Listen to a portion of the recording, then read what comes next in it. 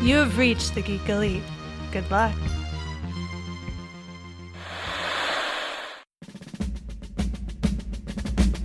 In my lifetime, I expect to see 3, 4, perhaps even more women on the High Court bench. Women not shaped from the same mold, but of different complexions.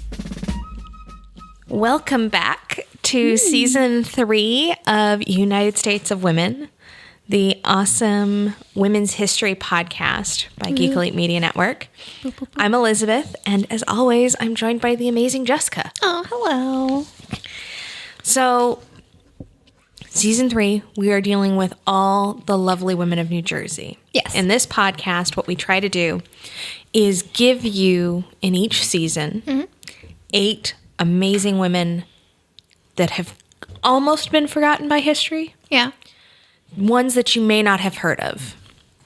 So today, Jessica, we're going to talk about Ruth St. Denis, Yep, I don't know that name.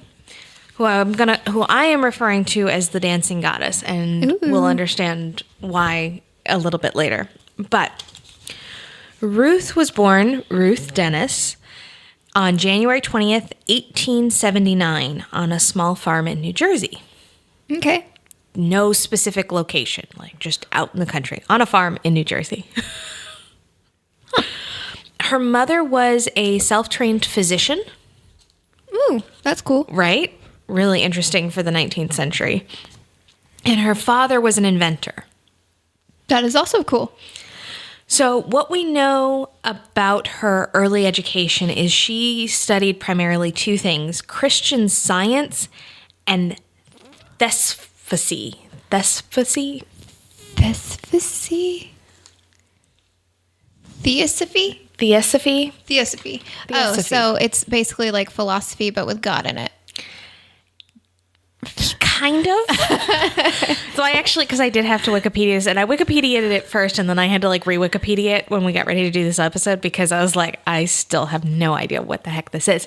So it is a religion that was established in the U.S., so it's an entirely U.S.-based religion. Okay. However, Threw me off.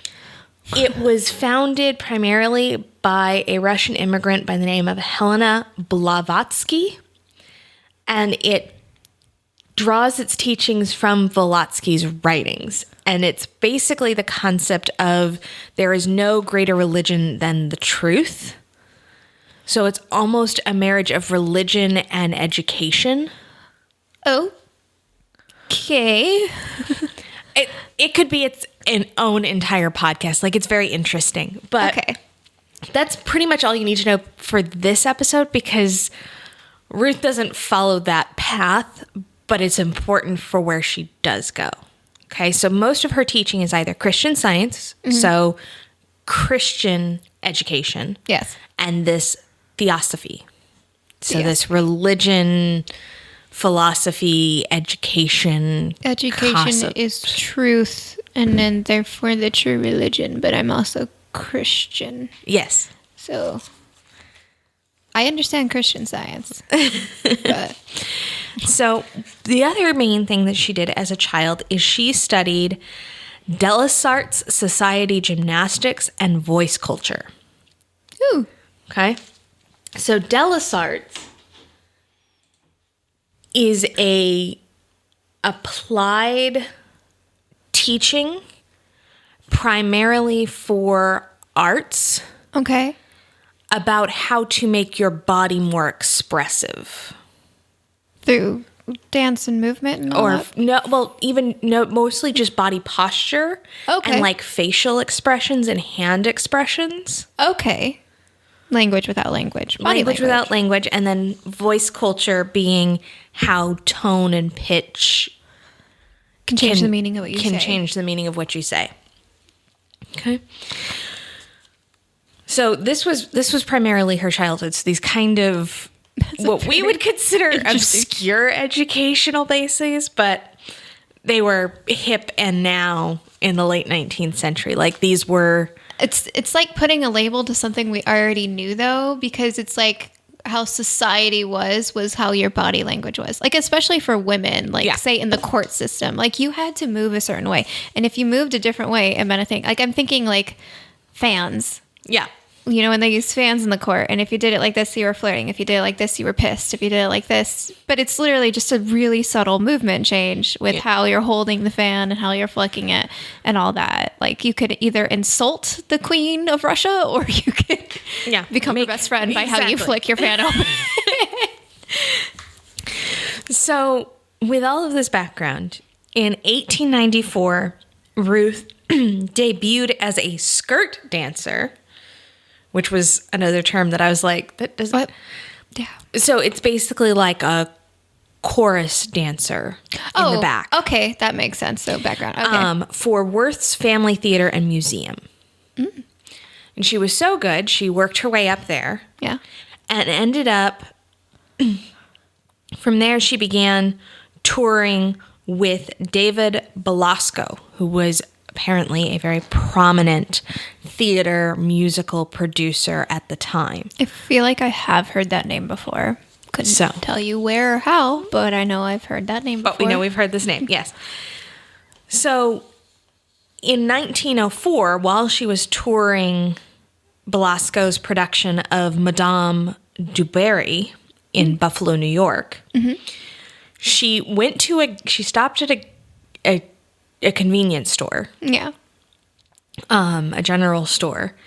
And in there, she saw cigarette packages and cigarette advertisements with Oriental women and goddesses on the packaging. And she became so obsessed with this image of Isis, the goddess Isis that she saw. Oh, yes. That she dived headlong into Oriental philosophies. Was like Oriental what it was called at the time? Yes. Okay, all right. I just want to be sure that we are aware we don't call yeah.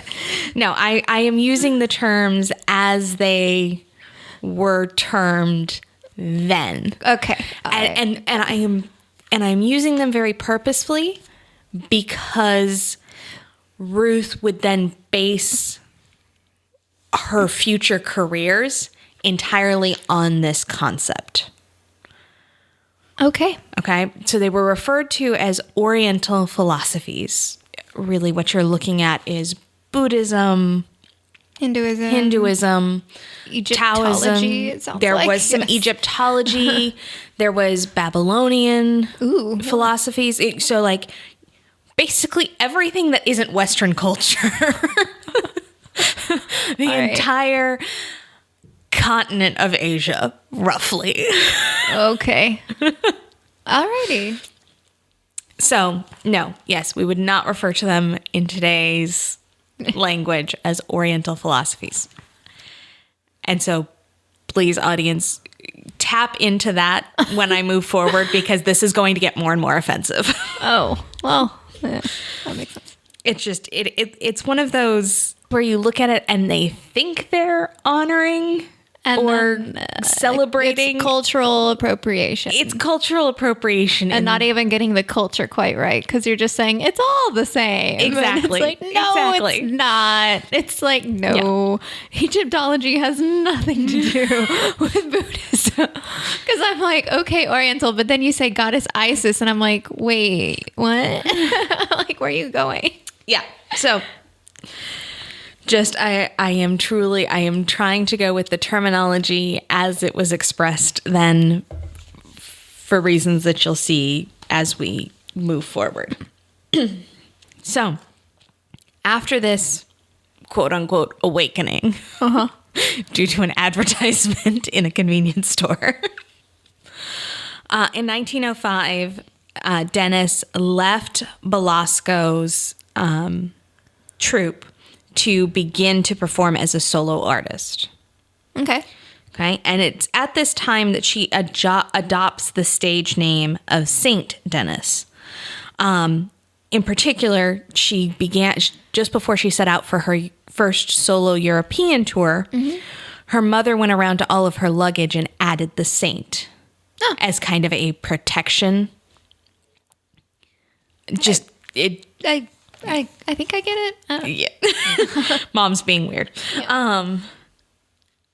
So she added that to her luggage. So she began to tour in Europe. Mm-hmm. Now, at the time in Europe and in the US, the quote unquote Oriental cultures were the latest and greatest. It was what everybody was obsessed with. Kind of like how in the 1960s and 70s, everybody all of a sudden became obsessed with yoga. Yeah. Or Pilates. That's great. Yeah. That makes sense. Same kind of westernization of other cultures. Mm-hmm. So in this train, St. Denis had created for her, and she performed a production called Radha, which she put to the music from the opera Le Maquis. Don't know that one. Lakme. Yeah. Which was a Russian opera. That makes sense. Why I'm very iffy on my Russian operas. Italians. So, not at all what we would consider an actual honoring of a culture, because as all of the articles discuss of hers, at this stage, she had become obsessed with basically making herself a goddess through her dance. Okay. Which is why I'm calling her the dancing goddess, because she wanted to have herself perceived as a goddess on the stage. Stage presence, yeah. Yeah. And she was very interested in how a lot of Asian cultures and African cultures and their folk music, folk dancing was very driven by connection to the earth and natural movements and those kinds of things. So she was taking a shift from classical ballet to this kind of style. Okay. Adding a sort of tribal element and earthy element. Correct. Connection. So making dance spiritual? Yes, very much so. And so this production of Radha was, as put by almost all of my sources, not authentic, but play to the audience's fascination with the Orient. Like those were the quotes. It wasn't authentic, but they were like, yeah, that's the Orient. Yeah. So, and yes, St. Denis was very focused on dance as a spiritual expression. So very much this marrying of whatever religion she was focused on at the time and dance. And the reason I say whatever she was focused on at the time is we'll get there in her later years. So in 1911, she had returned to the U.S. and was touring the U.S. as a solo artist. Mm-hmm. And she performed in Denver. And one of the audience members was a male dancer named Ted Shawn. Okay. And upon, I think I love this line. A young dancer named Ted Shawn saw St. Denis perform in Denver. It was artistic love at first sight. Artistic love. I like that. I guess. So in 1914, Shawn applied to be her student. Oh. Basically an apprentice. Mm-hmm. And very quickly, like within the year, became her husband. All right. So not artistic love. Artistic love, physical love, all the love. All the love. All the love. So they got married at the end of 1914. In 1915, the two of them founded the Denishawn school, dance school. Okay. In LA, which is considered the cradle of American modern dance. Modern dance. So modern dance is our subject for today in association with Ruth St. Denis. So Modern dance is here's the definition, a broad genre of Western concert or theatrical dance, which included dance styles such as ballet, folk, ethnic, religious, and social dancing. Yes, it's a mix of dancing where the dancing is the message. It's not interpreting the message of the music. It is Correct. It's like slam poetry, but no words.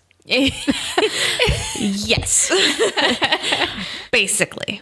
So they founded this school.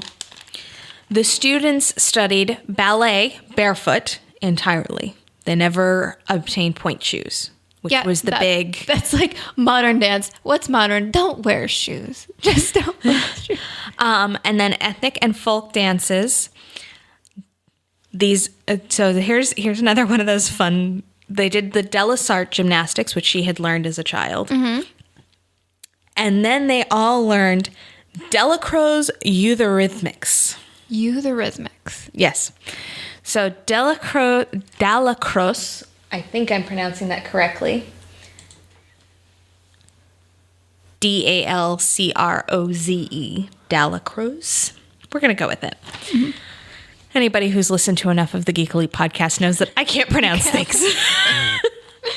But Euthyrhythmics is a concept of how to teach music through dance, and primarily dance with movement fully about the floor. Okay. Again, one of these weird, but it's still taught today. I get it. I think I don't know how you teach me. I'm really curious. I want to see how a class of this goes on. Yeah. So basically, it's the utilization of the body as the instrument to teach like pitch and ear training. Yeah. It's okay. Yeah. I don't understand. I mean, I know a few exercises being a singer in which you put yourself in like stretches and stuff in order to like create a good diaphragm and create good breath flow. I'm wondering if that might be the origin of those things. I believe so. Because Okay. that seems to be at least like, because I like watched YouTube videos of people trying to teach classes on this, and I'm like, I don't understand any of this. Yeah. But yes. Yeah, one of the things I remember is like having to sing basically upside down, where you're like the forward fold from yoga, and you're having to sing upside down, and that helps breath control and other stuff. And doing crunches while you like do staccatos. Not staccatos, that's not the right term, but yeah. Yeah. So some of St. Denis's students included dancers such as Doris Humphrey, Lillian Powell, Evan Burroughs Fontaine, Charles Weidman,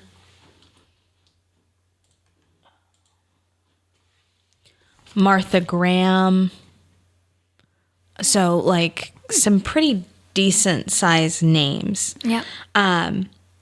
During this time, they also, and I had never heard of this, maybe you have, they created the dance festival Jacob's Pillow. A term I've heard, I don't know. I've got members of my family that were big in dance and theater, but I was decently into dance. I have never heard of Jacob's Pillow, but like one of the articles was like the legendary dance festival Jacob's Pillow, and I'm like, not legendary to me. Yeah.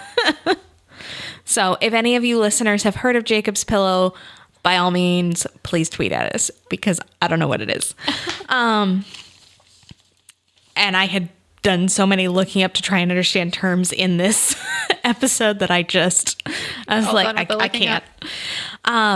Additionally, beyond teaching the school, at the school, St. Denis served as the inspiration, and her husband was much more of the actual technical teacher. So, which I found very interesting. They also toured throughout the 1920s and 30s.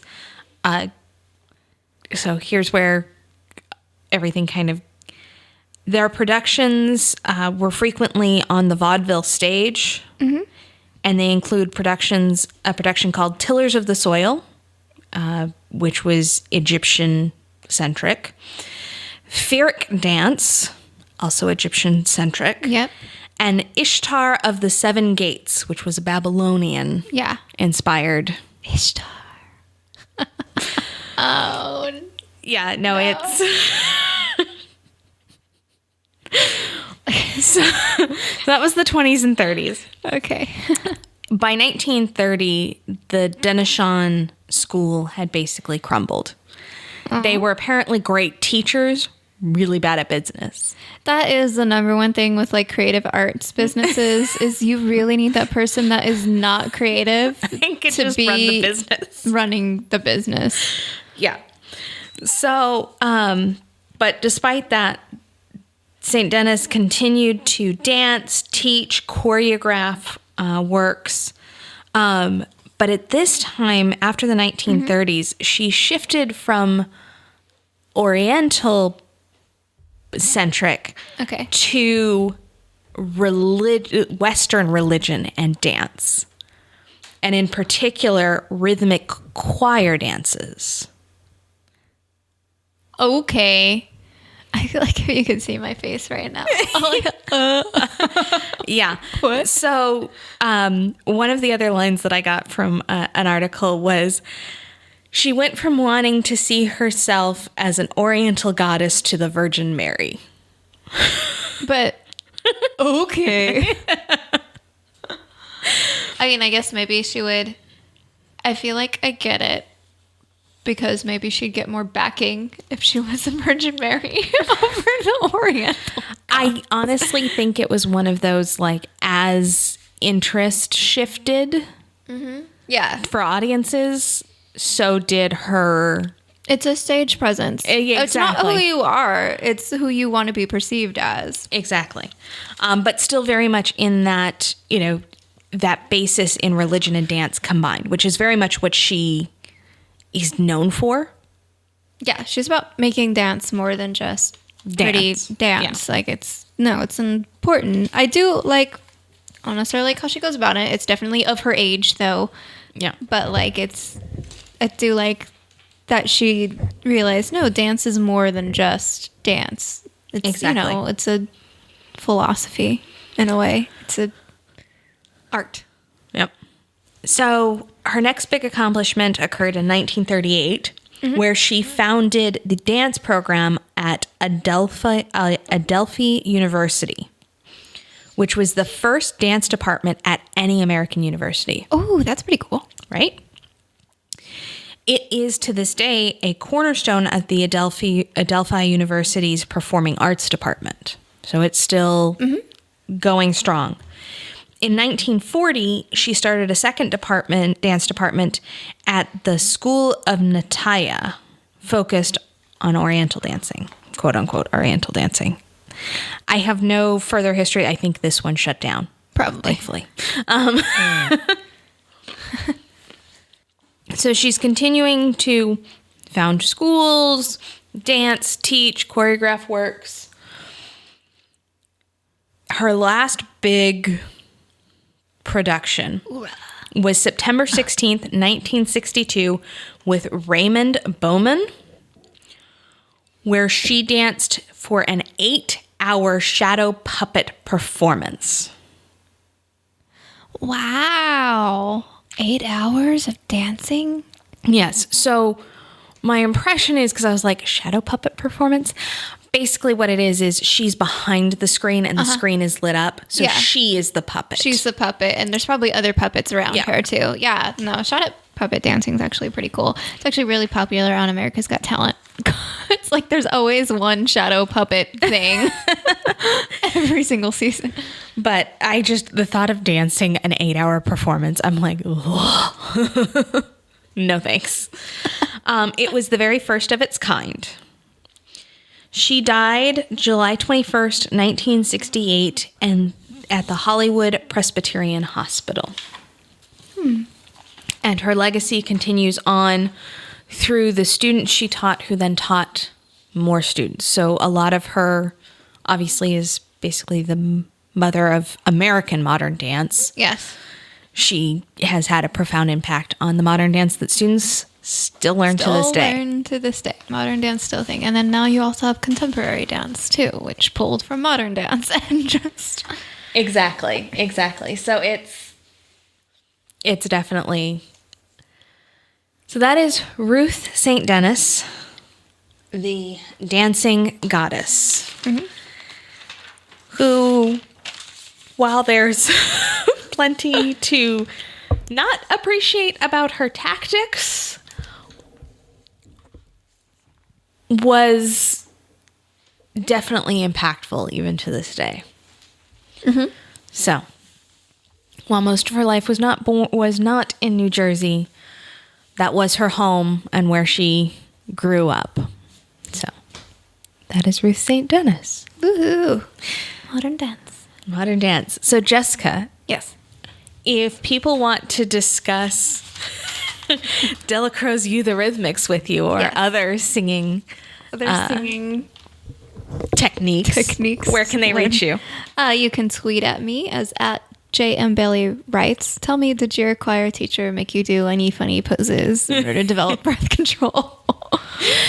And you can find me with the rest of Geek Elite Media at Geek Elite Media and our Facebook page /Geek Elite Media. Archived episodes of this podcast and other podcasts can be found at geekelitemedia.com. Please remember to rate, review, and subscribe to us wherever you get this podcast. And if you've got a few extra dollars, please jump on over to our Patreon page. It helps support allowing us to continue to do this stuff. And there are always awesome extras, like extra episodes of this podcast and fun interviews with the Geek Elite Media team. But until next time, this is the Women of the United States of Women from the Geek Elite Media Network saying, always remember to geek out. This concludes our broadcast. Beep.